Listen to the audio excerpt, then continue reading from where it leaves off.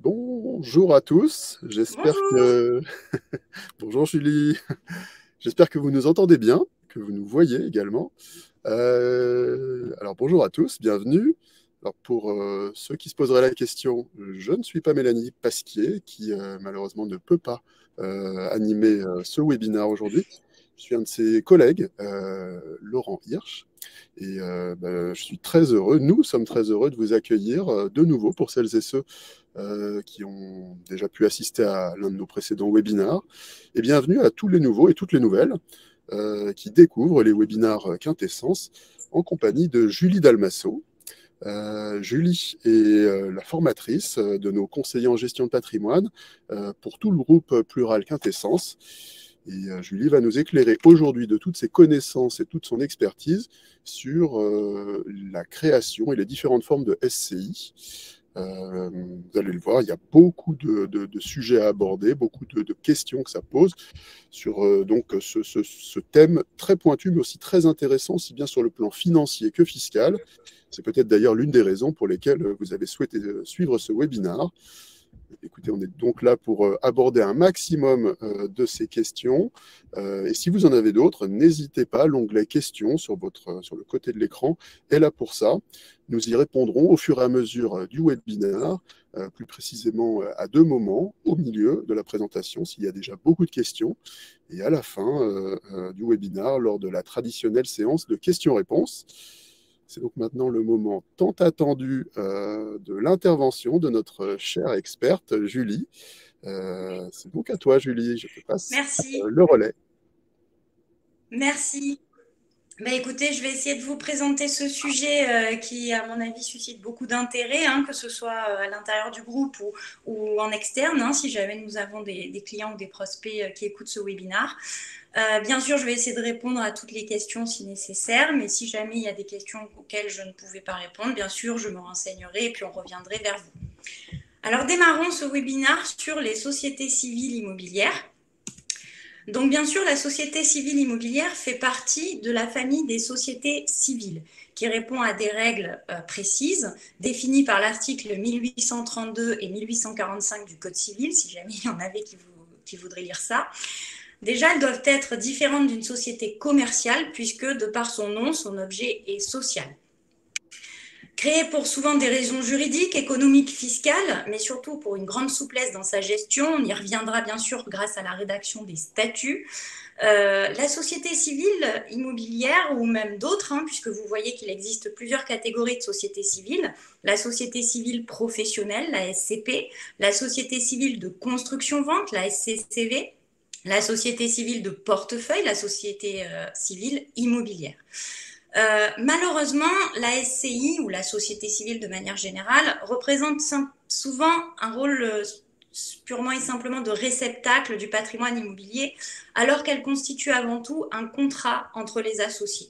Donc c'est vraiment le rôle des statuts qui va s'occuper de gérer un petit peu la société, et nous y reviendrons bien sûr puisque la partie statut est très très importante pour conditionner le rôle de chacun au sein de cette société civile.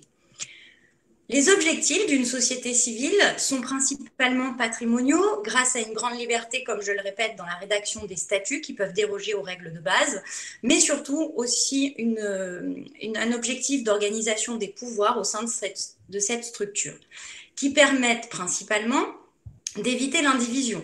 L'indivision, souvent en cas de décès, en cas de divorce sur du patrimoine immobilier, provoque généralement l'obligation de vendre, puisque les indivisaires n'arrivent généralement pas à se mettre d'accord, et donc on aboutit à une dépréciation lente du patrimoine immobilier.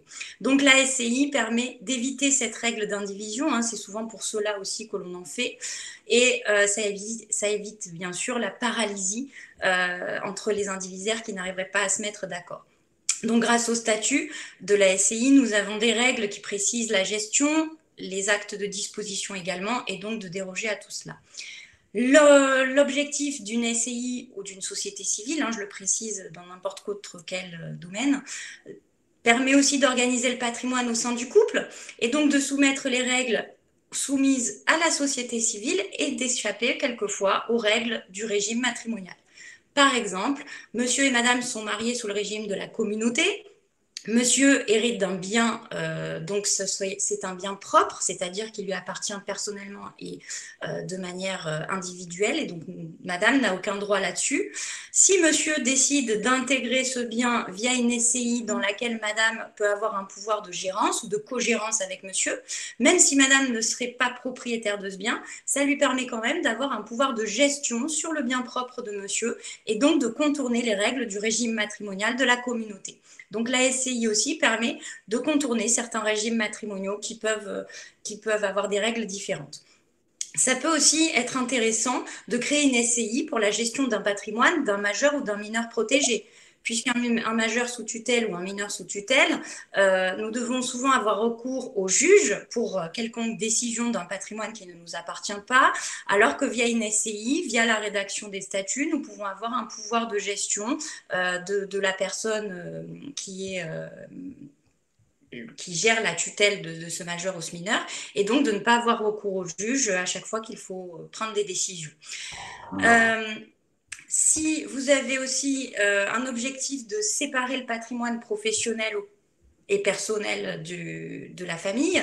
Par exemple, je suis chef d'entreprise, je vais créer une SCI qui va être propriétaire des murs de mon activité professionnelle et donc je vais bien séparer à la fois mon patrimoine personnel et professionnel dans peut-être une stratégie long terme de me créer un complément de revenu, voire un complément de retraite si je conserve les murs via cette SCI qui sera donc détenue à titre personnel.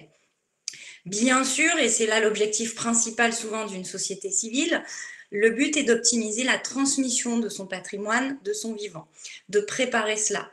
C'est très intéressant lorsqu'on est principalement en concubinage, puisque le concubin est totalement écarté de manière générale d'une succession. Donc, via une SCI, ça permet de donner un patrimoine au concubin. Attention, sans bien sûr léser les héritiers légaux. On peut également, nous y reviendrons, mais de manière succincte, parce que c'est quand même un sujet à part entière, on peut également démembrer les parts sociales en usufruit, une propriété, et donc anticiper une transmission. Et bien sûr, vous verrez également un peu plus tard, quand nous y reviendrons de manière détaillée, ça permet aussi une optimisation des droits à régler lorsque l'on fait une transmission via des parts de SCI plutôt qu'en direct. Au niveau de la société civile, avec qui faire une société civile, immobilière ou autre? Une société civile est créée avec minimum 2 associés. 2 associés qui doivent remplir 3 conditions spécifiques pour avoir cette qualité d'associé. Déjà, la volonté commune de s'associer, ce qu'on appelle l'affectio societatis. Bien sûr, réaliser un apport, alors nous verrons par la suite qu'il existe plusieurs catégories d'apports possibles, et bien sûr également participer aux bénéfices, mais également aux pertes éventuelles de cette société. Alors, si par décès, par exemple, vous deveniez seul associé en cours de vie de la SCI, bien sûr, vous avez 1 an pour régulariser la situation, sinon la SCI serait liquidée. Attention, en cas de démembrement de parts, si vous avez 100% d'usufruit, attention, vous n'avez pas la qualité d'associé. La Cour de cassation reconnaît la qualité d'associé au seul nu propriétaire. Ça a été rendu par un arrêt de Gasté en 1994 qui dit que l'usufruitier n'a pas la qualité d'associé, donc pour résoudre cette problématique, pourquoi pas faire un montage en laissant une part en pleine propriété à cet usufruitier pour qu'il ait cette qualité d'associé et donc puisse participer aux décisions de la société. Quant aux apports, donc on a dit qu'il fallait faire un apport pour constituer une société civile. Les apports peuvent être de plusieurs catégories possibles. Alors, nous avons les apports en nature. Alors, en nature, de manière immobilière, financière, mobilière. Elles sont possibles en pleine propriété, en nue propriété, en usufruit. Donc, vous avez plusieurs apports en nature possibles et de catégories différentes. Bien sûr, on est sur un transfert de propriété en nom propre à la SCI. Donc, cela se fait via une vente. On est sous la mutation à titre onéreux, mais en contrepartie, nous n'aurons pas le paiement du prix, nous aurons des parts sociales en échange. Donc, le fait d'apporter en nature, par exemple, un bien immobilier à cette SCI, nous permet en contrepartie d'avoir des parts et donc d'avoir cette qualité d'associé. Il est possible aussi de faire un apport en numéraire, en chèque ou en virement.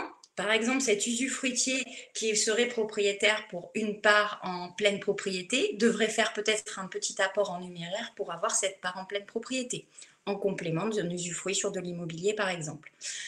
À titre informatif, l'apport en industrie ne constitue pas de capital social et l'apport en jouissance ne transfère pas la propriété à la SCI. Je reste propriétaire de mon bien, je mets juste à disposition de la société cette jouissance de ce bien. Au niveau du capital social, aucun minimum n'est imposé, bien sûr. Vous pouvez avoir 1 euro de capital social, ce n'est pas un souci. Par rapport à la rémunération en contrepartie de ces apports et donc de la constitution du capital social, ces apports seront en fonction de leur nature différents. Par exemple, si vous faites un apport pur et simple, c'est-à-dire sans contrepartie, vous aurez, sans contrepartie financière bien sûr, vous aurez en contrepartie des parts sociales et donc cette qualité d'associé. À l'inverse, quand vous faites un apport à titre onéreux, là, vous n'avez pas de part sociale, vous n'êtes donc pas associé, mais en contrepartie, vous pouvez faire prendre en charge le passif de ce bien par la société civile. Par exemple, je suis propriétaire d'un bien qui vaut 100 000 euros, je l'apporte à cette SCI, mais en contrepartie, je ne veux pas être associé, je fais un apport à titre onéreux, puisqu'en contrepartie, la SCI prendra à sa charge le crédit équivalent à peut-être un capital restant dû de 90 000, sera prise en charge par la SCI, et donc ce n'est plus moi, personne physique, qui paierai le crédit, mais la SCI. Donc, je ne suis pas associée, je vais juste faire supporter la dette par cette SCI à laquelle j'apporte le bien. Il est possible quand même de faire un apport à titre onéreux et d'avoir en contrepartie une qualité d'associé créancier, puisque l'on peut faire inscrire en compte courant la créance que l'on a sur la société. Bien sûr, un apport mixte est possible, c'est-à-dire à la fois un apport pur et simple et un apport à titre onéreux. Au niveau des formalités et donc du coût potentiel, après nous le verrons bien sûr que ça peut avoir, les formalités très très importantes. Surtout, je tiens à insister là-dessus, n'essayez pas de faire des statuts via Internet juste pour une question tarifaire, puisque le fait d'avoir des statuts via Internet ne vous permet pas d'adapter ces statuts à votre situation familiale, à votre situation professionnelle et surtout aux conséquences que vous souhaitez si jamais il y avait un décès d'un des associés. Surtout, n'hésitez pas à le faire rédiger par un professionnel puisque ça vous évitera d'avoir des conséquences qui peuvent être désastreuses en cas de décès, par exemple.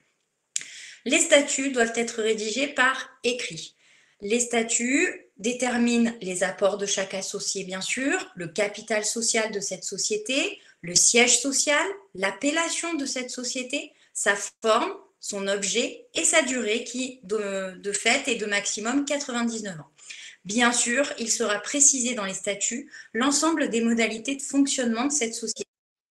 C'est là où, bien sûr, via les statuts, vous pouvez y indiquer plein de choses, des choses précises que vous souhaiteriez et qui ne sont pas relatives à des statuts pré-rédigés sur Internet. Il y a également une inscription au registre du commerce et des sociétés, voire au TGI selon la nature de la société. Vous avez un enregistrement et une publication à la conservation des hypothèques et au journal d'annonce légale. Bien sûr, il y a également une immatriculation de cette personne morale, puisque, ne l'oublions pas, la société civile, quelle qu'elle soit, immobilière ou autre, représente une personne morale à part entière. Pour modifier les statuts, de manière générale, il faut l'accord unanime des associés. Je dis de manière générale puisque ça peut être dérogé via une inscription particulière dans les statuts et bien sûr l'accord du concerné, c'est-à-dire du gérant par exemple ou de l'associé est obligatoire pour modifier ses engagements. Combien ça coûte de créer une SCI? Alors, tout dépend de la nature des apports. Qu'ils soient en numéraire ou en nature, cela sera différent. Déjà, pour l'acquéreur, c'est-à-dire la société civile, alors on parlera de l'exemple de la SCI à l'impôt sur le revenu. La SCI a à supporter les droits d'enregistrement à hauteur de 5% forfaitaire ou une TVA. Alors, la TVA, c'est si jamais vous faites un apport d'un immobilier neuf ou d'un terrain à bâtir, par exemple. Sinon, si vous y apportez un bien immobilier ancien classique, vous aurez ces droits d'enregistrement de l'ordre de 5%. Attention, très important puisque ça peut conditionner un apport. Les apports purs et simples à l'ouverture de la société civile immobilière ne sont pas taxés, c'est-à-dire sont exonérés de ces droits d'enregistrement.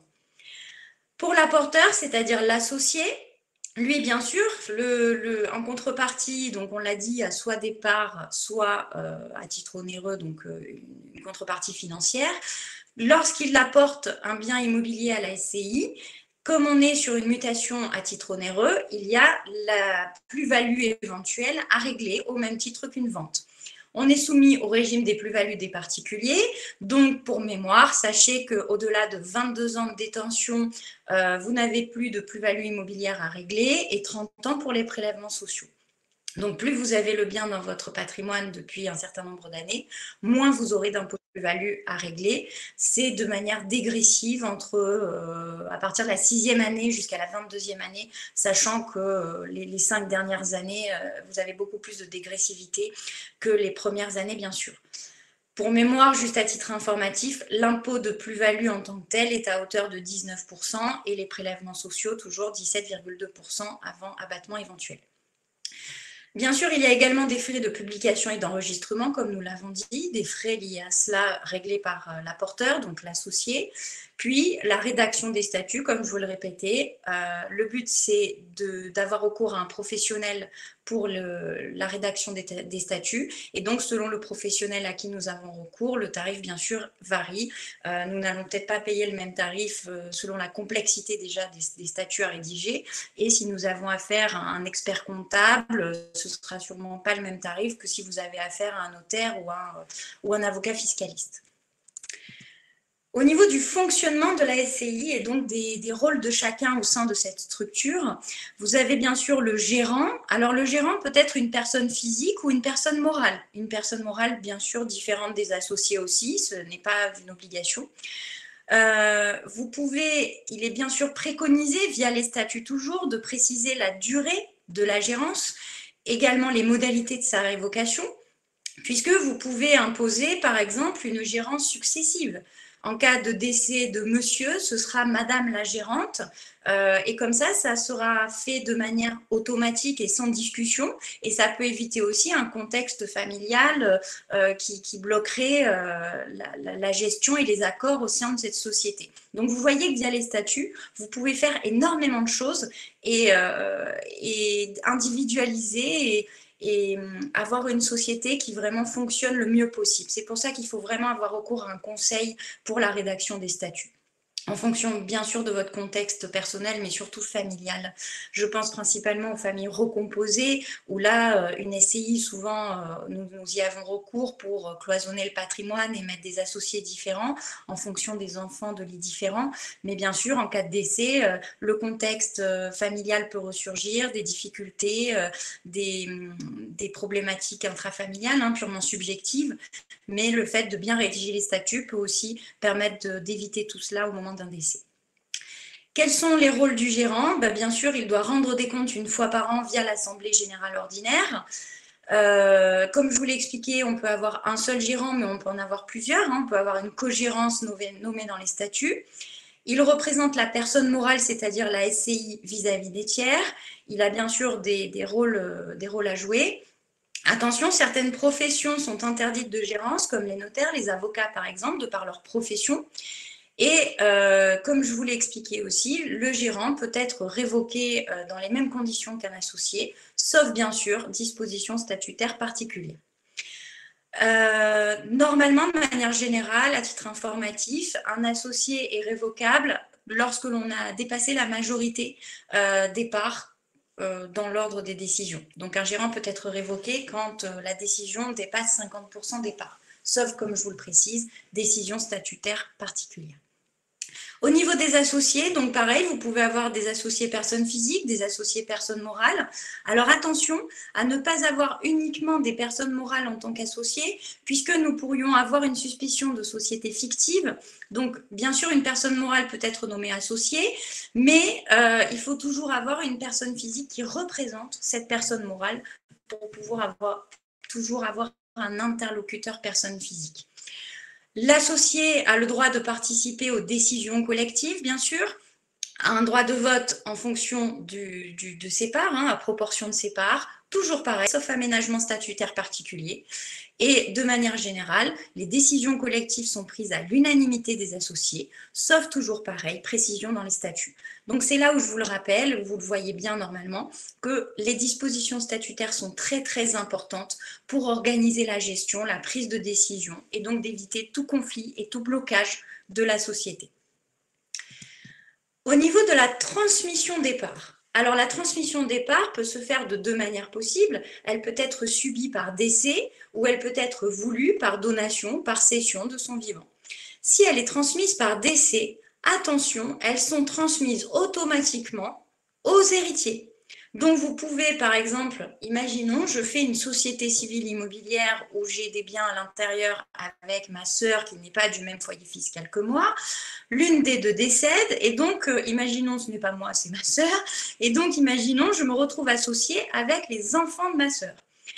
Attention, j'espère que tout est bien prévu dans les statuts, puisque n'ayant peut-être pas les mêmes ambitions, les mêmes projets de gestion et de volonté sur l'objectif du patrimoine de cette SCI, nous pouvons être dans une mésentente et donc c'est pour ça, je vous le répète, que les statuts doivent être bien rédigés. Puisque vous pouvez exclure certains héritiers en cas de décès ou continuer avec certains héritiers seulement. Donc c'est là où vous voyez encore que la rédaction des statuts est vraiment la chose la plus importante dans la création d'une SCI. Si vous décidez de transmettre vos parts par donation ou cession, puisqu'on n'est pas forcément obligé de donner, normalement, vous devez avoir l'accord à l'unanimité et l'agrément des associés. Toujours pareil, sauf disposition statutaire. Les ascendants et les descendants sont prioritaires. Si vous voulez donner vos parts à vos descendants, à vos enfants, ils ont la priorité. Toujours pareil, sauf dérogation statutaire. Mais de manière générale, un enfant, un parent, vous avez la possibilité de donner les parts sans avoir à demander l'accord des autres associés puisqu'ils sont prioritaires.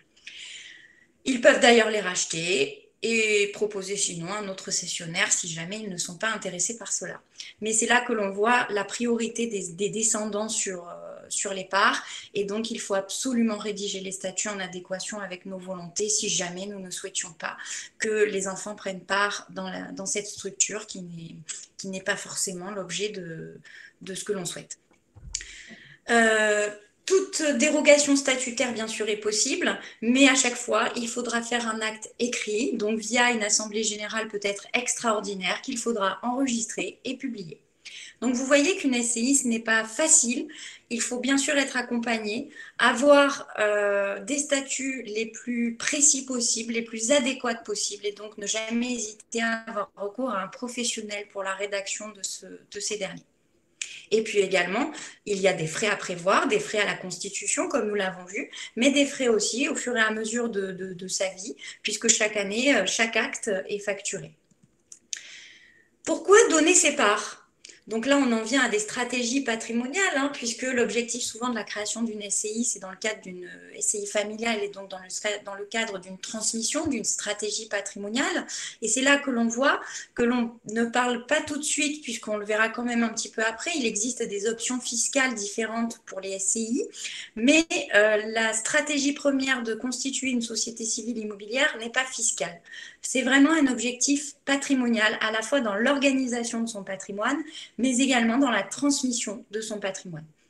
Si je fais une donation à mes enfants d'un bien immobilier à titre personnel, ils paieront des droits de succession sur la valeur de ce bien, déduction faite bien sûr des 100 000 euros, vous le savez, que l'on a droit de donner par parent et par enfant tous les 15 ans. Si l'on fait la donation d'un bien via une SCI, à ce moment-là, nous n'allons plus donner le bien en lui-même, mais des parts de cette société. Et donc, pour constituer la valeur de ces parts, pour savoir quelle est la valeur de la donation, du coup, l'avantage, c'est que s'il existe un passif sur cette SCI, il sera déduit de la valeur de l'actif, donc de la valeur du patrimoine inscrit à cette structure. Et donc, ça permet de réduire significativement la valeur des parts et donc la valeur donnée, puisque c'est totalement décorrélé de la valeur des biens potentiellement. Les formalités sont beaucoup plus simples, moins coûteuses, puisque le donner départ, c'est différent de faire une donation d'un bien immobilier, et moins coûteuse, puisque, comme je vous le disais, la valeur départ peut être beaucoup moins importante que la valeur du bien en lui-même. Et donc, ça peut permettre d'optimiser sa transmission tous les 15 ans en donnant des parts de manière successive et donc d'aller piocher tous les 15 ans dans les 100 000 euros que l'on a le droit d'avoir. Après, vous avez aussi le démembrement des parts qui est possible, c'est-à-dire que l'on peut donner la nue propriété des parts à ses enfants, c'est ce qui se voit le plus couramment, et en garder l'usufruit. Attention, toujours pareil, comme je vous le disais, l'usufruitier n'ayant plus la qualité d'associé, faites en sorte que l'usufruitier garde quand même toujours du pouvoir, puisqu'à la base, c'est quand même son patrimoine. Vous verrez aussi, nous ne rentrons pas dans des détails précis, mais vous avez aussi des réductions de droits qui sont possibles quand vous avez recours à un pacte du trade, donc à d'autres typologies d'SCI, réduction de droits jusqu'à 50%, donc énormément d'optimisation fiscale possible en cas de transmission. Mais nous ne rentrons pas dans ces détails-là puisque ce n'est pas l'objet du webinaire. Nous sommes vraiment sur qu'est-ce qu'une SCI, comment ça fonctionne et ses principes généraux. Nous sommes bien sûr à votre disposition si jamais vous aviez des questions particulières à ce sujet-là. Est-ce qu'il y aurait déjà des questions sur la SCI en tant que telle, sur tout ce qu'on vient d'évoquer ? Eh bien, tout à fait, tout à fait. Il y en a d'ailleurs un certain nombre très intéressantes. Je vais peut-être en prendre une dans le sens inversement proportionnel ou chronologique de leur arrivée. Julien Sabla qui nous demande, qui nous explique qu'il est pacsé et avec sa partenaire, son propriétaire à part égale d'un terrain à bâtir. Ils vont démarrer prochainement la construction d'un bien immobilier et se demandent s'il est pertinent ou pas de loger le terrain et donc demain leur résidence principale dans une SCI. Alors, déjà, pacsés s'ils sont propriétaires tous les deux du terrain, donc déjà c'est bien, puisque le bâti, ne l'oublions pas, reste la propriété du propriétaire du terrain. Donc déjà, s'ils sont propriétaires tous les deux, ils seront propriétaires tous les deux de la résidence principale. Après, il faut savoir est-ce qu'ils ont des enfants ou pas, est-ce qu'ils ont des enfants d'un lit commun ou pas. Donc ça dépend vraiment de leur structure familiale pour déjà savoir s'il est opportun de faire une SCI. Je vous avouerai que ce n'est pas la solution forcément principal à penser. Déjà, il faudrait savoir s'ils ont rédigé un testament, des choses comme ça. Donc, avant de se pencher sur le sujet de la SCI, déjà, il faudrait regarder un petit peu leur structure familiale et savoir aussi s'ils ne sont pas axés, s'ils ont pensé à faire un testament avant de parler des SCI. Donc, je pense qu'il faudrait creuser un petit peu le sujet avec eux. Pourquoi pas faire un entretien téléphonique ou peut-être un rendez-vous si ce n'est pas quelqu'un de chez nous pour creuser ce sujet. Nos experts, Mais la SCI là, ne doit pas être ciblée.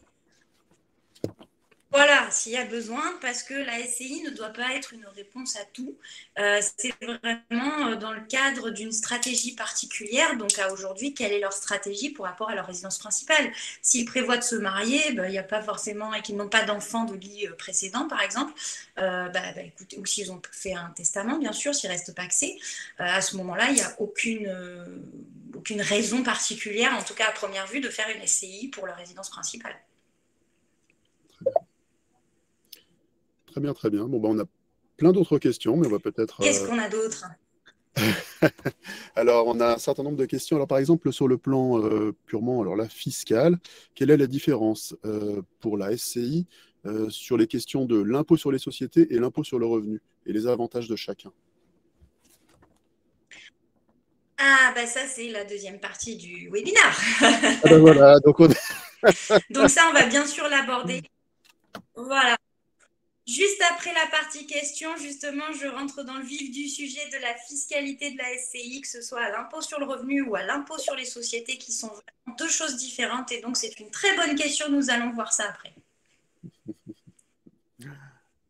Voilà. Qu'avons-nous d'autre? Encore une question. Alors, une autre question. d'Arnaud Rouget qui nous précise qu'il va bientôt se marier. On en profite pour le féliciter, que pour ce mariage, il a prévu un contrat de mariage sous le régime de la séparation des biens. Ils vont peut-être acheter un bien immobilier avant le mariage. Alors, il se demandait si il était intéressant ou pas de créer une SCI et à quel moment, avant ou après le mariage. Il se demandait également s'il y avait un intérêt à acheter avant ou après le mariage. Alors, si vous achetez avant le mariage, de toute façon, il sera précisé dans l'acte notarié à quelle proportion vous achetez si vous achetez ensemble. Et dans tous les cas, même si vous achetez après le mariage, pardon, dans le cadre d'une séparation de biens, c'est ce que j'appelle les bons comptes font les bons amis, c'est-à-dire qu'en séparation de biens, même si l'on achète pendant le mariage, il est toujours précisé à quelle proportion. Donc à ce moment-là, que l'on achète avant ou après le mariage, ça n'a pas forcément de conséquences puisqu'ils achètent ensemble. Je vois d'ailleurs qu'il est précisé qu'il y a même une participation aux acquis au sein de ce régime de séparation de biens, donc je suppose qu'ils sont très bien accompagnés d'un point de vue notarié, puisque généralement, quand on fait une société d'acquis au sein d'une séparation de biens, c'est généralement pour y loger la résidence principale qui est quand même le bien de la famille. Pourquoi faire une SCI? Toujours pareil, hein, il faut creuser la situation familiale. Est-ce qu'il y a des enfants de vie différents ou pas? Quelle est leur stratégie? Qu'est-ce qu'ils voudraient faire de ce bien sur du long terme? Mais c'est vrai que faire une SCI sur la résidence principale commune, monsieur, madame, pas forcément à aujourd'hui. Souvent, c'est dans le but d'une transmission de patrimoine. Donc, ça se crée plutôt après et plutôt sur des résidences secondaires ou des biens locatifs. Ou alors, comme je vous le dis, quand il y a des familles restructurées où vous avez des enfants de vie différents et donc vous voulez orienter votre patrimoine vers l'un ou l'autre ou protéger votre nouveau conjoint. Très bien. Autre question, si on a encore un petit peu de temps. Est-ce que une SCI doit se faire avant l'achat d'un bien immobilier ou alors quand on a un bien immobilier déjà au sein de son patrimoine, on peut créer une SCI a posteriori et loger le bien immobilier à ce moment-là dans la SCI? Bien, c'est souvent bien sûr ce qui se passe, c'est-à-dire que souvent on achète le bien soi-même et après on crée la SCI et on l'apporte pour avoir en contrepartie des parts. Sinon, si c'est la SCI elle-même qui achète, après il faut voir avec le notaire, voir l'expert comptable dans quelle mesure on peut faire cet autre montage. Les deux sont possibles, mais c'est vrai que celui que l'on voit le plus, c'est créer la SCI a posteriori, alors même si c'est un mois après, hein, mais on apporte le bien personnel à cette SCI, donc soit à titre onéreux, soit pur et simple, selon l'objectif que l'on a. Très bien. Très bien, très bien. Bah, il y a un certain nombre d'autres questions. On va peut-être les garder pour la suite, la fin du Pour la webinaire. fin, Ouais, le meilleur pour la fin. alors moi j'avais juste une précision parce que j'ai vu passer la petite question rapide de Théo Moulière sur le pacte du Trade sur une SCI, point d'interrogation. J'ai précisé que le pacte du Trade c'était pour une société civile immobilière avec une particularité, c'est-à-dire qu'une SCI soumise à l'impôt sur les sociétés, on peut faire un pacte du trade, mais bien sûr, un pacte du trade n'est pas l'objet d'une SCI classique à l'impôt sur le revenu. Donc, c'était la petite précision pour Théo, pour avoir vraiment la réponse juste. Après, un pacte du trade, c'est un sujet à part entière, donc c'est pour ça que je ne le développe pas lors de ce webinaire. Donc, on va continuer à ce moment-là. Oui, Et volontiers. puis comme ça, je pense qu'on aura aussi des réponses à apporter à des gens qui ont des questions plus fiscales. Ben voilà, tout à fait. Tout à On fait. y va? Allez, Allez. allez. Alors, donc parlons de la fiscalité et des revenus, puisque vous me demandiez justement quel est l'intérêt de faire une SCI à l'impôt sur le revenu ou à l'impôt sur les sociétés. Donc déjà, je vais vous expliquer un petit peu la différence entre les deux. Et rien n'est mieux que de vous faire un exemple pour vous comparer la fiscalité impôt sur le revenu et la fiscalité impôt sur les sociétés. C'est deux stratégies complètement différentes. La SCI à l'impôt sur le revenu, qu'on appelle semi-transparente, la SCI à l'IR, c'est celle que font la majorité des gens. C'est-à-dire que chaque associé personne physique va payer l'impôt foncier, si c'est de la location nue bien sûr, puisque, je vous le répète, une SCI à l'impôt sur le revenu est impossible en location meublée. Vous êtes obligé de faire une SARL de famille à l'impôt sur le revenu si vous voulez être soumis à l'impôt sur le revenu. Donc, pour la location nue, vous faites vos investissements via une SCI, la SCI n'aura pas d'impact fiscal particulier. C'est-à-dire que la SCI va faire tout simplement sa propre déclaration de personne morale, la déclaration numéro 2072, et ensuite chacun des associés, au prorata de ses parts, reportera sur sa 2044 les revenus nets imposables, s'il y en a bien sûr, sur lesquels chaque année ils paieront leurs impôts et leurs prélèvements sociaux. Rappelons que la majorité des personnes qui payent des impôts sont dans une tranche marginale à 30% via leurs revenus du travail. Donc, si l'on rajoute des revenus du patrimoine immobilier locatif, à ce moment-là, vous avez ce revenu net qui est fiscalisé directement à 30% dans votre tranche marginale, plus prélèvements sociaux, 17,2%.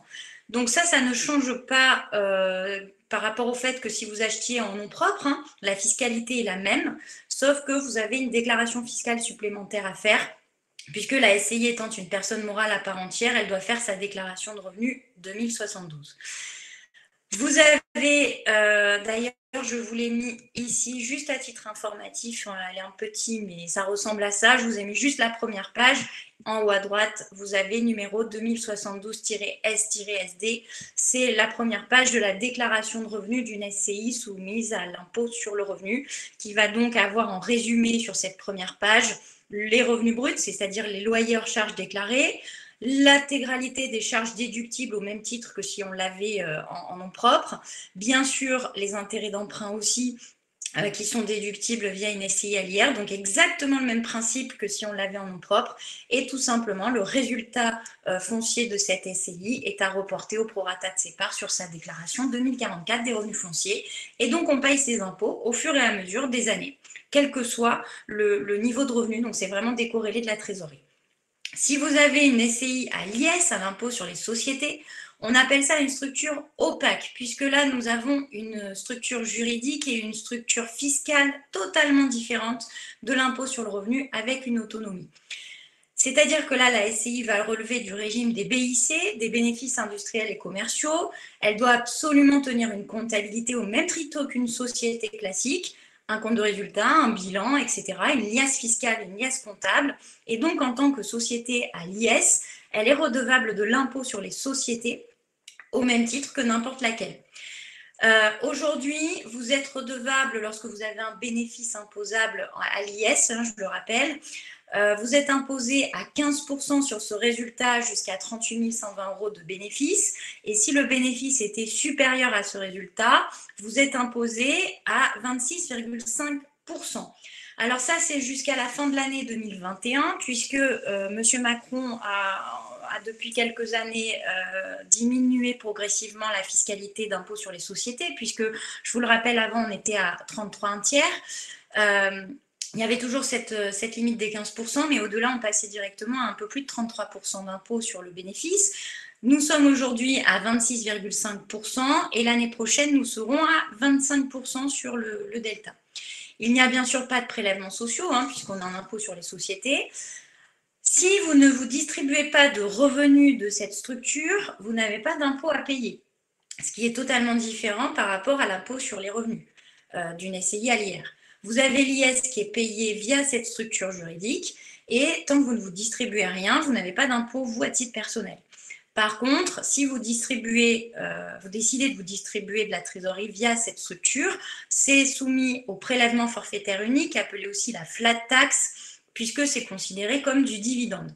Rappelons-le, la flat tax est aujourd'hui de manière forfaitaire imposée à 30%. Dans ces 30%, vous avez 12,8% d'impôts forfaitaires et 17,2% de prélèvements sociaux.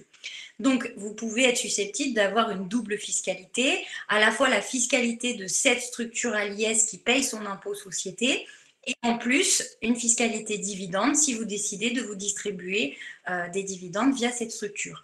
Attention, la distribution de dividendes ne se fait pas comme on le souhaite, hein. La distribution de dividendes est soumise à un bénéfice comptable. Si votre structure est en déficit comptable, vous n'aurez pas d'impôt société à payer, mais vous ne pouvez pas vous distribuer de dividendes puisque comptablement, la structure ne dégage pas de bénéfices. Donc, c'est là où l'on commence à voir que d'un point de vue revenu, la fiscalité est complètement différente puisque dans une société à l'IR, quelle que soit, je dirais, la trésorerie que vous récupérez, vous n'avez pas l'impact fiscal là-dessus, mais plutôt sur le résultat fiscal de la SCI, hein, une fois qu'on a déduit les charges. Alors que dans une SCI à l'IS, vous avez cette fiscalité impôt-société à devoir et une distribution de dividendes à faire si vous souhaitez bénéficier de trésorerie, et donc soumis à un impôt forfaitaire appelé la flat tax. Quand vous êtes, quand vous êtes sur une SCI à l'IS, vous avez quand même un petit avantage au niveau de certaines déductions, c'est-à-dire que vous pouvez déduire les frais d'agence. Si vous avez recours à une agence immobilière, vous pouvez déduire les honoraires alors que vous ne pouvez pas le faire en impôt sur le revenu. Vous pouvez déduire aussi l'intégralité des frais de notaire. Et bien sûr, le plus important, c'est que lorsque l'on est dans une structure à l'IS, vous avez la possibilité, enfin vous allez le faire bien sûr, d'amortir le bien et donc de générer une charge comptable supplémentaire que vous n'avez pas dans une SCI à l'IR. Cet amortissement comptable, pour parler plus simplement, pour ceux qui ne connaisseraient pas le jargon comptable, lorsqu'on amortit, pour faire simple, ça veut dire que l'on va user les choses. Donc, vous aurez la possibilité d'user comptablement votre bien au fur et à mesure des années. Et donc, ce sera déductible des loyers, et donc cela diminuera votre impôt société, bien sûr, ce qui n'est pas le cas en impôt sur le revenu. Là, je vous ai montré la première page d'une déclaration SCI à l'IR. Et là, vous avez tout simplement la première page d'une déclaration d'une SCI à l'IS, où vous avez en haut à droite le numéro d'intérêt fiscal, qui est la numéro 2065-SD. Donc, on est bien sur deux régimes fiscaux différents, avec ses avantages et ses inconvénients, puisque, comme je le dis toujours, quelle que soit la solution que l'on choisit, rien n'est magique. Il y a toujours des points positifs, des points négatifs, et c'est en fonction de chaque client, en fonction de chaque problématique, de chaque famille et de chaque volonté que l'on a, que l'on va agir dans l'une ou l'autre des solutions. Quelle est la fiscalité en cas de revente? Là aussi, un sujet très différent lorsque l'on est à l'impôt sur le revenu et à l'impôt sur les sociétés. Lorsque l'on a une société civile immobilière à l'impôt sur le revenu, nous sommes toujours sur le régime des plus-values des particuliers qui s'applique. Donc, comme je vous le disais tout à l'heure, plus vous attendez pour revendre votre bien. On parle bien sûr des biens locatifs et résidences secondaires, hors résidence principale, bien sûr, qui sont toujours exonérés. Mais la plus-value des particuliers, pour faire simple, si vous revendez au-delà de 22 ans de détention, vous n'avez plus d'impôt de plus-value à régler, même si vous en faites une, bien sûr, et très très peu de prélèvements sociaux, puisque vous en êtes exonéré au-delà de 30 ans.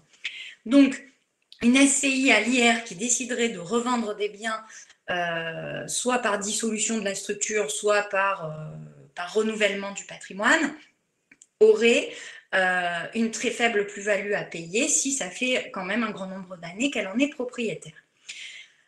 Attention, la SCI à l'IS, c'est l'inverse, c'est complètement différent. Généralement, en tout cas les cas que moi j'ai pu voir en clientèle, les personnes qui optent pour une structure à l'IS, c'est sûr qu'ils optimisent la fiscalité de leurs revenus d'un point de vue général et global, mais par contre, dans le cadre d'une revente du bien, là par contre, l'impôt à payer n'est pas le même et donc ça peut faire très mal. Donc souvent, les gens qui optent pour la SCI à l'IS ne sont pas dans une stratégie de revente de biens. Pourquoi? Puisque nous allons tenir compte dans la plus-value immobilière taxable des amortissements pratiqués. Donc, c'est complètement l'inverse d'une structure à l'impôt sur le revenu, c'est-à-dire que plus vous attendez pour revendre, plus votre bien comptablement se rapprochera de la valeur zéro et donc vaudra de moins en moins cher. Et donc, vous pouvez potentiellement payer de l'impôt de plus-value sur une plus-value que vous n'avez pas réellement faite. Et donc, on est aussi sur une plus-value des professionnels et non plus une plus-value des particuliers. Et donc, cette plus-value réalisée, d'un point de vue comptable, est taxée à l'impôt sur les sociétés, donc une fraction à 15%, le solde à 25% à partir de l'année prochaine, et ce en une seule fois.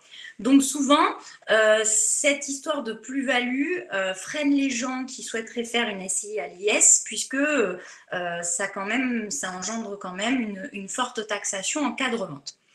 À titre d'exemple, j'ai voulu vous illustrer tout ça. Quelqu'un qui a une SCI à l'IR, créée aujourd'hui, qui, 16 ans plus tard, veut passer l'impôt sur les sociétés et qui décide de revendre ce bien 25 ans plus tard, c'est-à-dire entre la création, le passage à l'IS et le moment de la revente.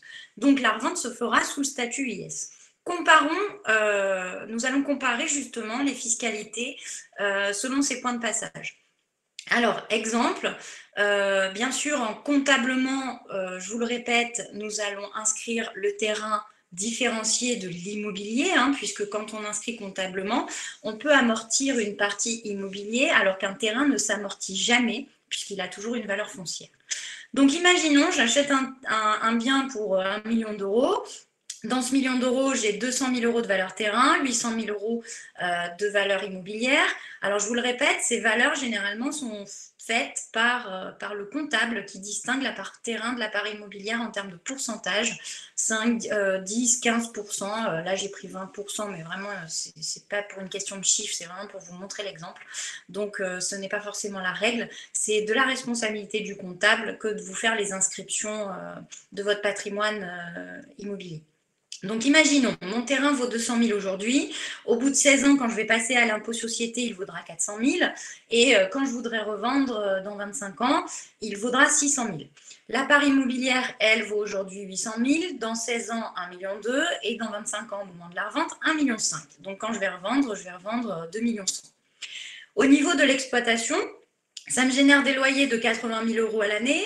Alors, j'ai pris des intérêts d'emprunt linéaires, puisque je suis partie sur un prêt in fine pour simplifier l'explication, puisque sinon, si nous avons recours à un prêt amortissable, c'est-à-dire un prêt classique, la part d'intérêt déductible diminue chaque année pour arriver à peau de chagrin en fin d'année. Donc, je suis partie sur des intérêts linéaires par souci de simplification. Donc, ici, nous sommes sur un ordre de 25 000 euros annuels d'intérêts d'emprunt déductibles, des charges déductibles de l'ordre de 15 000 euros, et un amortissement dans le cadre de passage à l'IS de l'ordre de 20 000 euros annuels, puisqu'on prend la partie immobilière et on l'amortit sur 40 ans. Donc là, j'ai pris vraiment une durée très longue, mais toujours pareil, c'est le comptable qui s'ajustera en fonction de la nature et de la zone géographique de votre bien. Si je suis à l'impôt sur le revenu, je vais donc déclarer 80 000 euros de loyer. J'ai le droit d'enlever mes intérêts d'emprunt pour 25 000. J'ai le droit également d'enlever mes charges de 15 000. Et je ne parle pas d'amortissement ici, puisque je suis à l'impôt sur le revenu. Donc, j'ai un résultat foncier de 40 000 euros. Si, imaginons, monsieur et madame sont mariés, font partie d'un même foyer fiscal, ça va être taxé pour 40 000 euros sur leur feuille d'impôt, à hauteur de 30% leur tranche marginale d'imposition, plus 17,2% de prélèvements sociaux. Donc, on a un peu plus de 18 000 euros par an de pression fiscale à subir. Et là, complètement déconnecté de la partie trésorerie, je vous le rappelle. Donc là, on est sur une fiscalité impôt sur le revenu à devoir chaque année de plus de 18 000 euros. 16 ans plus tard, je décide de faire passer cette SCI à l'IS, puisque bien sûr, j'ai cette option possible. Je n'ai pas l'obligation de liquider ma SCI et d'en faire une autre. Je peux changer d'option fiscale en cours de vie de cette structure. J'ai deux hypothèses. Lorsque je passe à l'IS, soit je choisis un report d'imposition, c'est-à-dire que je choisis de ne pas payer ma plus-value lors du changement de statut fiscal, mais plutôt lors de la vente. Donc souvent, quand on choisit le report d'imposition, c'est qu'on estime que l'on ne va jamais revendre le bien et qu'il va plutôt se transmettre de génération en génération. Donc, c'est souvent pour des patrimoines de prestige, de qualité.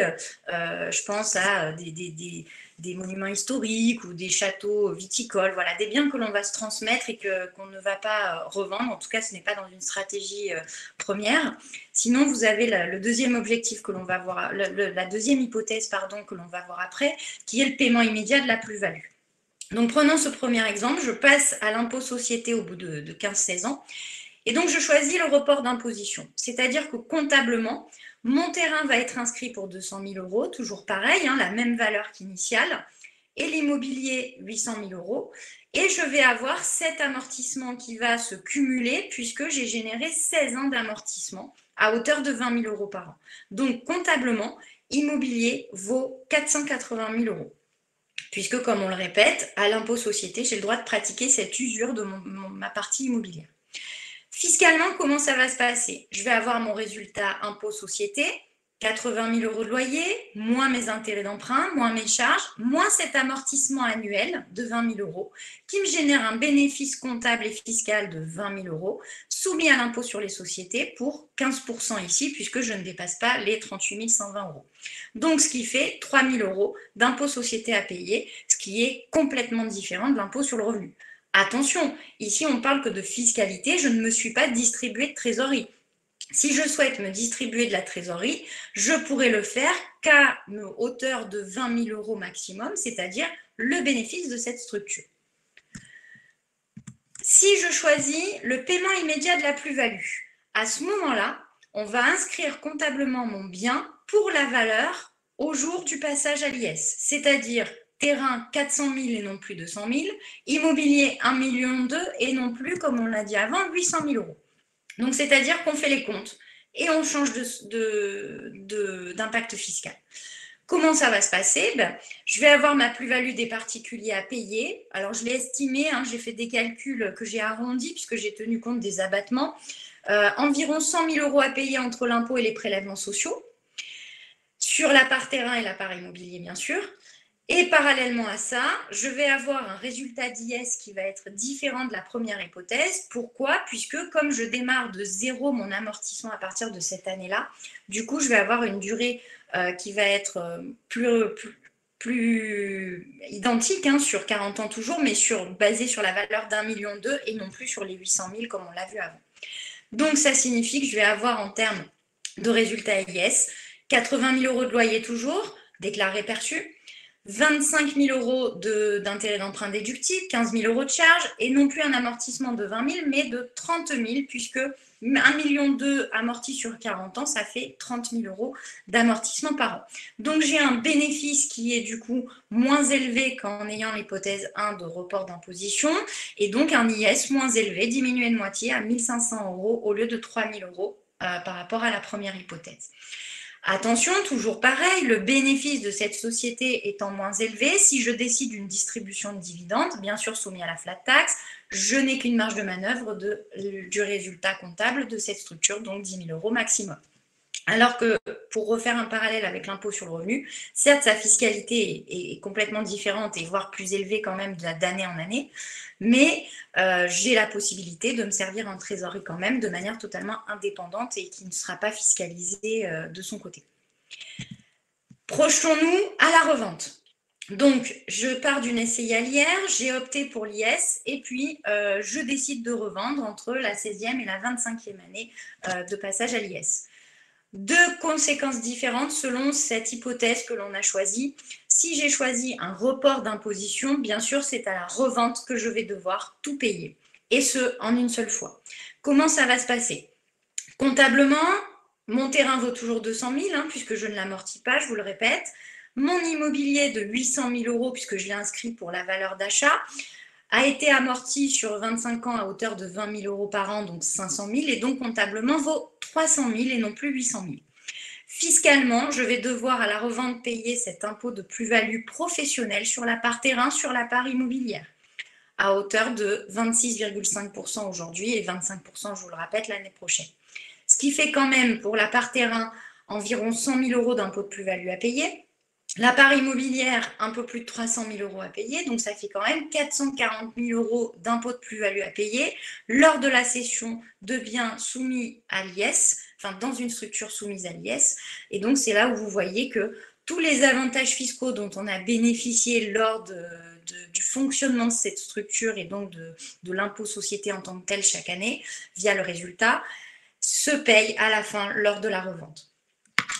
Si on regarde l'hypothèse 2, avec la plus-value que l'on a déjà acquittée au moment du passage à l'IS, du coup, l'impôt de plus-value est moins élevé au niveau de la revente. Mais le système de calcul est le même. On va partir du coup sur un terrain qui vaut à l'époque 400 000 et qui le vaut toujours aujourd'hui puisqu'on n'amortit pas le terrain. L'immobilier, on était parti de 1,2 million, la valeur de l'immobilier au jour du passage à l'impôt société, et on l'a amorti sur 9 ans à hauteur de 30 000 euros par an, ce qui constitue un amortissement global de 270 000 euros. Donc d'un point de vue immobilier, mon patrimoine vaut 930 000 euros. Comptablement, je vous le répète, et non pas réellement. Donc fiscalement, comment ça va se passer? Toujours pareil, plus-value des professionnels à la revente puisque je suis soumis à l'impôt société. 48 000 € pour la part terrain, un peu plus de quasiment 150 000 € pour la part immobilier. Donc là, à ce moment-là, j'ai plus de 200 000 € à payer en termes d'impôt de plus-value à la cession, mais sans compter les 100 000 € que j'ai bien sûr déjà acquittés au moment du passage à l'IS. Donc je suis à un peu plus de 300 000 €. Donc c'est là où l'on voit que s'il y a une hypothétique revente d'un bien immobilier dans une SCI à l'IS, il vaut mieux quand même opter pour une plus-value à acquitter lors du passage à l'IS pour déjà se débarrasser d'une partie de la fiscalité, plutôt que de faire un report d'imposition où là, le jour de la revente, ça fait quand même beaucoup plus mal, en tout cas si on est dans une stratégie revente. Donc, de manière synthétique, pour comparer cet impôt revenu et cet impôt société, c'est vrai qu'on optimise quand même beaucoup mieux ses revenus issus d'une structure à l'IS que d'une structure à l'IR, en parlant fiscalité. Mais attention, les stratégies ne sont vraiment pas les mêmes. C'est pour ça que souvent les gens font des SCI à l'IR, quitte à payer leur impôt conséquent peut-être tous les ans, mais au moins le jour de la revente, ils n'ont pas cet impact fiscal qui leur est dû, dont ils sont redevables. Donc vraiment, la nature fiscale de la SCI dépendra vraiment à la fois des stratégies de vos clients, ou du moins de vous si vous êtes dans ce cas-là personnellement, mais surtout de voir un petit peu dans quelle capacité financière vous êtes, parce que ça peut aussi orienter votre stratégie. Mais bien sûr, la qualité du bien aussi, la nature du bien, ce que l'on souhaite en faire à terme, jouera aussi sur la stratégie fiscale de cette SCI. Donc c'est vrai que si on regarde dans le temps, même si on acquitte de plus de 18 000 € d'IR, on a vu sur une structure à l'impôt sur le revenu, on n'a pas cet impact plus-value à terme. Et donc, on a une distribution aussi de trésorerie possible sans être impacté par l'impôt là-dessus, puisqu'on le paye au fur et à mesure des années. Alors que sur l'IS, la partie impôt société, on le voit, est quand même bien limitée par rapport à l'impôt sur le revenu. Mais si on opte sur un dividende, on peut quand même de l'impôt à payer, mais là où ça se joue, c'est vraiment au moment de la revente où vous pouvez avoir un gros ticket à payer.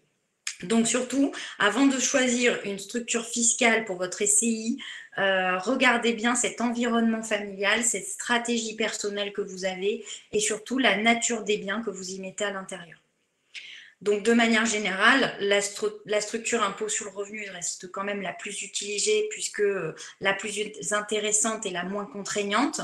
Même si on paye ses impôts au fur et à mesure, du coup, on est libéré du reste à la sortie. Mais pour une optimisation de la fiscalité, de manière générale, de la structure, c'est vrai que l'impôt société reste quand même le plus intéressant. Donc, c'est vraiment deux stratégies différentes.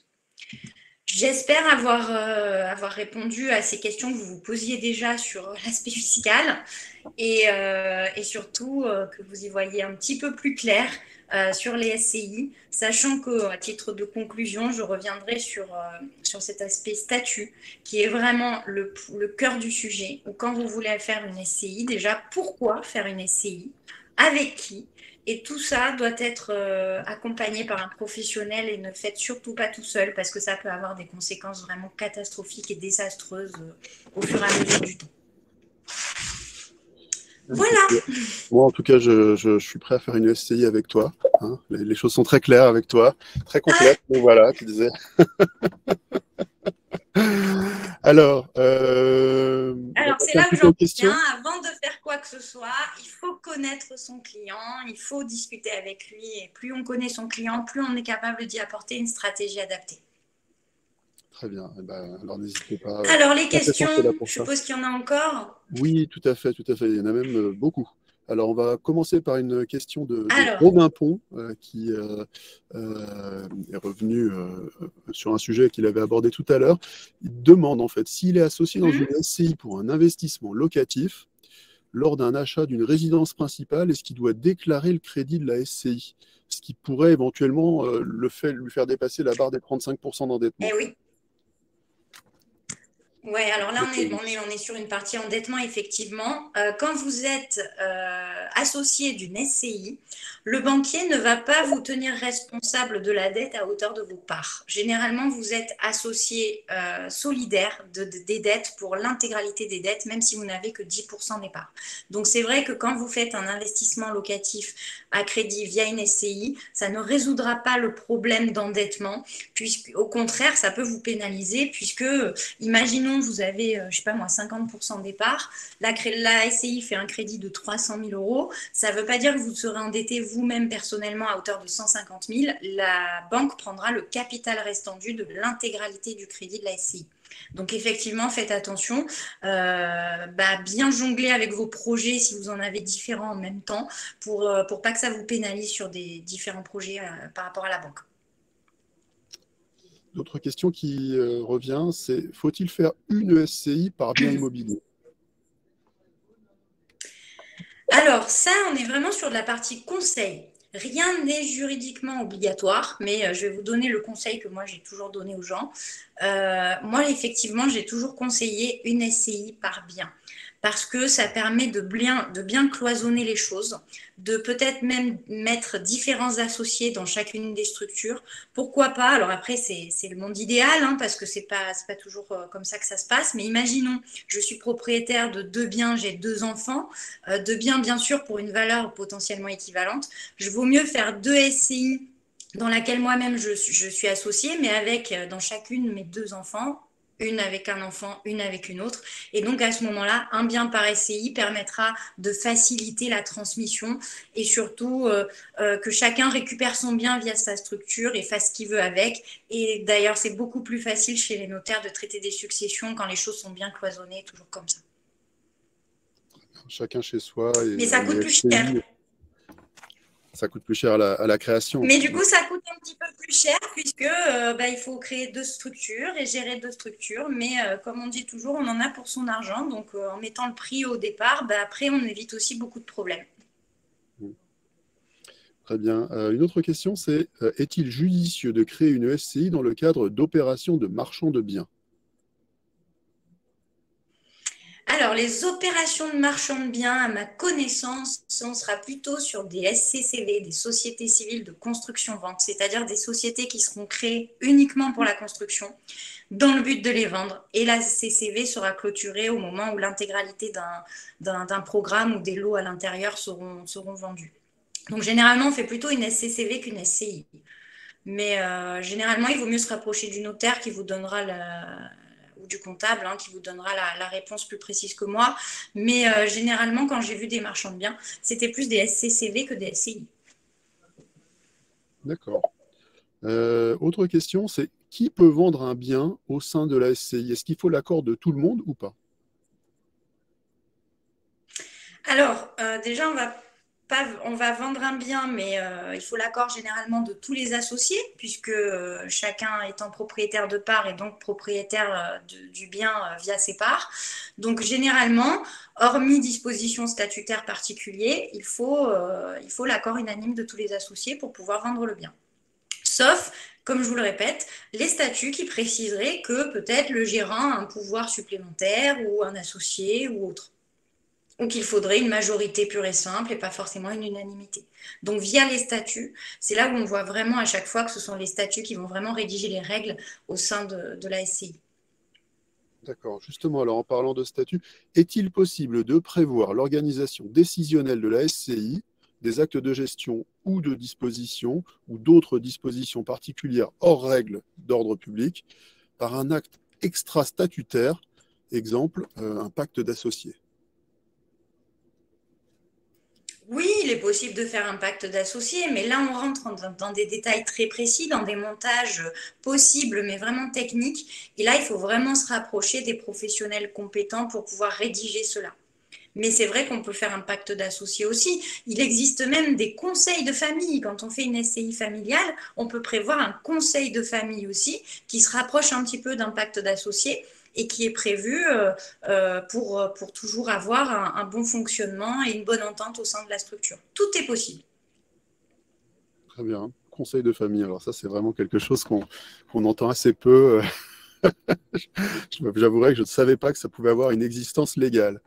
Euh, Est-ce Eh que, oui. alors, Hervé Kalinowski nous demande s'il y a un intérêt à la création d'une SCI pour l'achat d'une maison à rénover pour sa résidence principale avec la création d'un gîte. Il précise qu'il forme un couple marié avec deux enfants du même lit. Comme ça, à première vue, je ne vois pas l'intérêt. Je vous dirais pourquoi vous voudriez faire une SCI puisque vous avez des enfants de même lit. Alors après, il faudrait voir leur âge, hein, parce que des enfants mineurs, aucun intérêt. Des enfants majeurs, peut-être si on est dans le cadre d'une transmission. Après, comme je vous le disais, moi j'aime bien scinder les choses. La maison principale, ça reste votre maison et vous devez pouvoir en être pleinement propriétaire, c'est-à-dire pouvoir faire ce que vous voulez de votre propre maison sans avoir à demander l'accord de vos enfants, parce que ça, il ne faut pas l'oublier, que lorsqu'on est propriétaire de part, ben, on est quand même un peu propriétaire du bien, et donc on ne peut plus forcément faire les choses comme on le souhaite. Pourquoi pas la part gîte, si elle est vraiment cadastrée différemment de la résidence principale pour en faire un bien indépendant dans le but de transmettre à ses enfants, pourquoi pas? Mais comme ça, à première vue, non. Achetez en indivision, vous, monsieur et madame, et puis plus tard, quand vous aurez terminé le crédit, quand vous serez peut-être plus âgé, parce que je ne connais pas votre âge non plus, vous aurez peut-être envie de transmettre une partie de votre patrimoine à vos enfants et peut-être même ce gîte. Et donc, à ce moment-là, créez une SCI et apportez le gîte pour sa valeur lorsque vous souhaiterez le transmettre.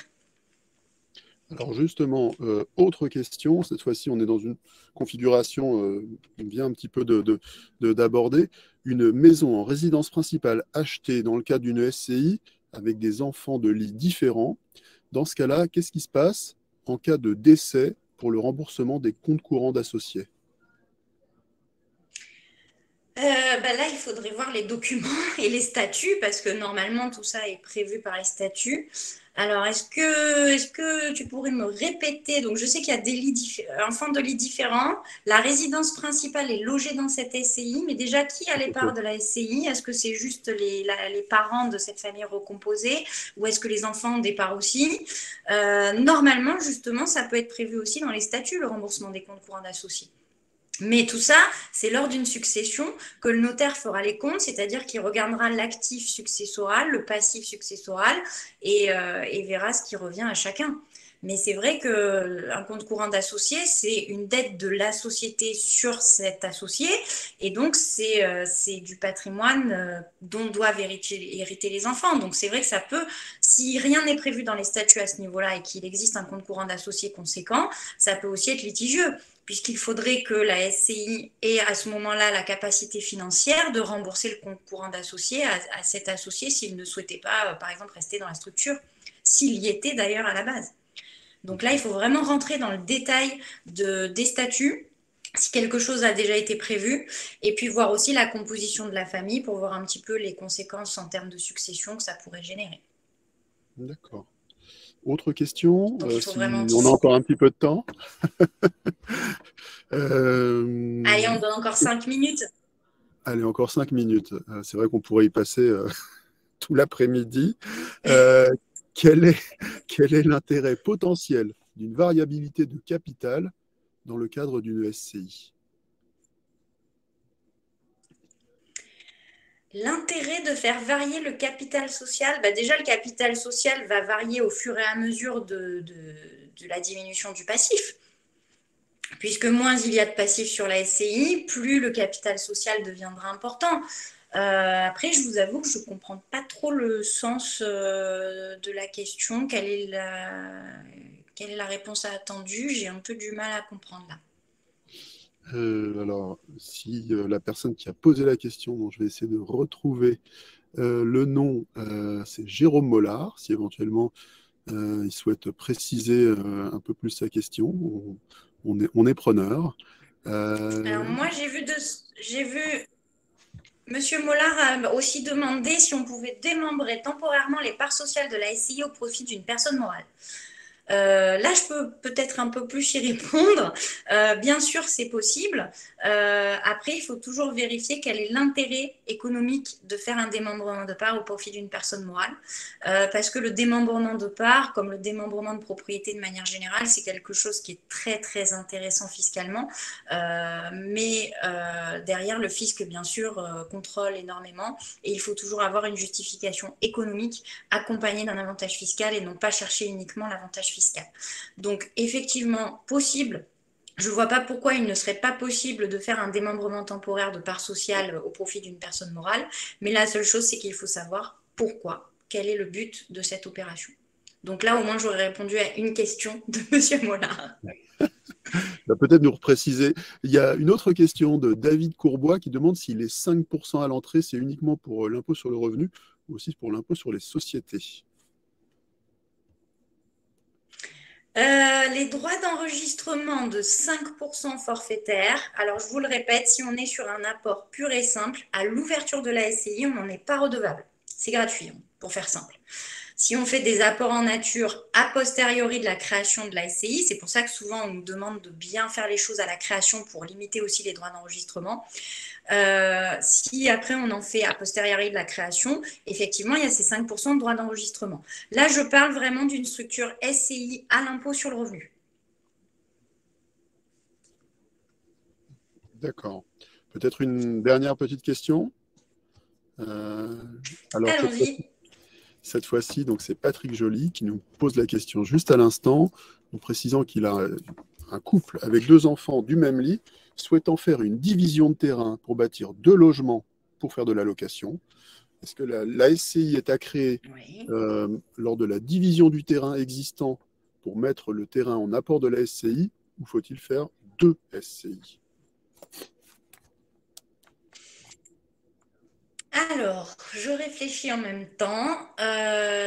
Moi, avec 2 enfants qui du coup auraient chacun leur part de terrain, moi je ferais 2 SCI, chacun la sienne, avec chacun sa part de terrain, dans la mesure où d'un point de vue cadastral, bien sûr, c'est possible, où chacun a son... Donc là, apparemment, c'est le cas, puisqu'il y aurait une division parcellaire possible. La division étant faite, chacun fait sa SCI pour faire son logement, chacun a son autonomie. Là, c'est intéressant. Sinon, s'il souhaite faire une seule SCI à 2, mais à ce moment-là, pourquoi diviser le terrain? Je pense que s'ils souhaitent diviser le terrain, c'est pour avoir chacun une autonomie et donc chacun avoir sa SCI. Après, pourquoi faire une SCI, qui mettre dedans, quelle est la stratégie? C'est toujours pareil, ces questions sont à creuser avec chacun des clients. La SCI est à créer dès la division du terrain ou apport après.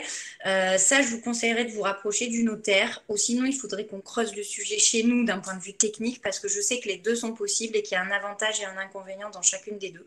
Donc là, il faut rentrer dans les calculs pour voir un petit peu ce qu'il est intéressant de faire. Très bien. Mais Bon, c'est vrai que si on fait la création de la SCI et qu'on apporte tout de suite à la création, du coup, en nature, ça nous permet d'être exonérés des droits d'enregistrement. Et de la TVA, puisqu'on est sur un terrain à bâtir, là, il y a de la TVA. Donc là, ce n'est aussi pas des droits intéressant. d'enregistrement de 5%, c'est de la TVA à payer. Donc à ce moment-là, il vaudrait mieux apporter les biens, apporter ces terrains dans le CSCI à l'ouverture pour pouvoir être exonéré de TVA. D'accord. Donc, beaucoup de leviers à actionner éventuellement, et puis des vrais intérêts sonnants et trébuchants à la fin, quoi. Voilà, je pense qu'on a fait déjà pas mal le tour de la question au cours de ce webinaire qui Oui, a duré d'ailleurs assez longtemps. Je vous remercie à tous et à toutes, et d'abord à Julie, bien sûr, pour ce webinaire, et merci à vous tous d'avoir assisté à cette session qui était vraiment intéressante. Moi, j'ai beaucoup appris personnellement. Merci à tous et à toutes pour les tant questions. mieux. Euh, Et puis n'hésitez pas bien sûr, parce que chez nous, vous le voyez, enfin, dans notre métier, de toute façon, on ne sait jamais tout. C'est pour ça que je ne peux pas répondre de manière précise à toutes vos questions. Mais on a bien sûr la capacité de pouvoir se renseigner, de pouvoir vous renseigner le plus possible, de vous orienter vers les professionnels adéquats, puisque notre métier aussi consiste aussi bah, vous orienter vers des notaires, des avocats fiscalistes, des comptables, puisque tout ce sujet-là, c'est un travail d'équipe. Tout à fait. Mais tant Voilà. mieux si je vous ai apporté déjà des précisions sur ce sujet qui suscite toujours beaucoup de débats et de questions. Tant mieux. Ben, en l'occurrence, beaucoup de précisions et beaucoup d'informations à digérer. Alors, je tiens à préciser, avant qu'on on se quitte les uns les autres, que nous prévoyons, le groupe Quintessence, donc de nombreux autres webinars sur d'autres sujets passionnants, comme par exemple dans 2 semaines, le 19 novembre, comment réduire ses impôts avant la fin de l'année. Ça, je pense que c'est un sujet qui peut intéresser beaucoup d'entre vous et d'entre nous. Je m'inclus dedans. Je crois que je vais y assister avec attention. Et puis prochainement aussi, crédit et réduction d'impôts, à quoi s'attendre en 2022. Donc ça, c'est pour l'année qui nous attend. Donc pas de quoi s'ennuyer avec Quintessence et plus largement avec toutes les entités du groupe Plural. Il ne me reste plus qu'à vous souhaiter une très bonne après-midi, un très bon après-midi, un très bon week-end. J'en profite pour passer un petit coucou à Mélanie Pasquier qui n'est pas là, mais qui est avec nous au moins par la pensée. Et puis à très vite. Au revoir Julie. Bonne fin de journée. Au Au revoir. revoir.